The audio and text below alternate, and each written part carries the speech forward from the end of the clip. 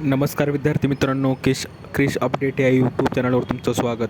तर विद्यार्थी मित्रांनो, यशवंतराव चव्हाण महाराष्ट्र मुक्त विद्यापीठाकडून म्हणजेच YCMOU जे उन्हाळी परीक्षा होणार आहेत, तर त्या उन्हाळी परीक्षेबाबत अपडेट आलेली आहे. तर ते अपडेट आपण या व्हिडिओमध्ये पाहणार आहोत. तर माहिती पाहण्याच्या अगोदर तुम्ही जर पहिल्यांदा चॅनलवर आला असता तर चॅनलला सबस्क्राईब करायला विसरू नका, जेणेकरून YCMOU विद्यापीठाचे सर्व लेटेस्ट अपडेट तुम्हाला लवकरात लवकर या चॅनलवर मिळून जाईल. जसं की सांगू शकतो की विद्यार्थी मित्रांनो, अपडेट उन्हाळी परीक्षेविषयी आलेले आहे की जे विद्यार्थी आहेत YCMOUचे, तर त्याबद्दल पुनर्परीक्षार्थी रिपीटर विद्यार्थ्यांना परीक्षा अर्ज भरण्यास पुन्हा मुदतवाढ देण्यात आलेली आहे. आणि त्यात आपण पाहणार आहोत. पूर्ण व्हिडिओ पहा आणि पूर्ण माहिती समजून घ्या, जेणेकरून तुम्हाला सर्व माहिती समजून जाईल.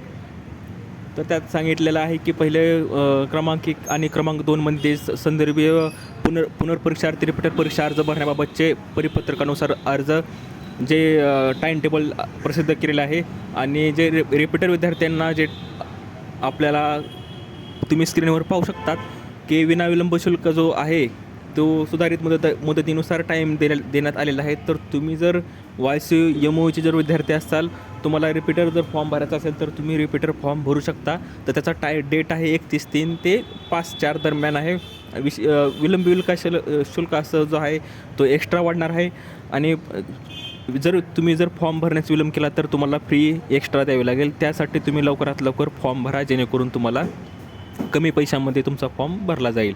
तर अशी अपडेट आहे विद्यार्थी मित्रांनो. आणि सर्व शिक्षण क्रमांच्या पुनर्परीक्षार्थी रिपीटर विद्यार्थ्यांसाठी परीक्षा अर्ज भरण्याबाबत महत्त्वाच्या सूचना आलेल्या आहेत. आपण त्यात पण पाहू शकतो की आपण ऑनलाईन परीक्षा अर्ज सादर करण्याची मुदत दिलेली आहे की विनाविलंब शुल्कासह 17/3 ते 30/3 विलंब शुल्कासह ₹100. तर तुम्ही विलंब शुल्कासह भरूच नका.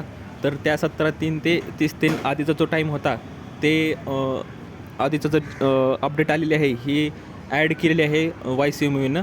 तर विद्यार्थी मित्रांनो, तुम्ही जर रिपीटर पुन्हा फॉर्म तुम्हाला उन्हाळी परीक्षा द्यायची असेल, थोडक्यात सांगायचं असेल, आणि तुमचा एक सब्जेक्ट किंवा भरपूर सब्जेक्ट बॅक जर असतील, तर तुम्ही लवकरात लवकर फॉर्म भरा, जेणेकरून तुम्हाला जे मे आणि जून दरम्यान जे पेपर होणार आहेत ते पेपर तुम्हाला देता येणार. तर अशी ही अपडेट आहे विद्यार्थी मित्रांनो. दिलेली माहिती समजली असेल तर व्हिडिओला लाईक करा, जास्तीत जास्त शेअर करा, चॅनलला सबस्क्राईब करायला विसरू नका. तर भेटूया पुढच्या व्हिडिओमध्ये अशीच एक अपडेट घेऊन. तोपर्यंत धन्यवाद.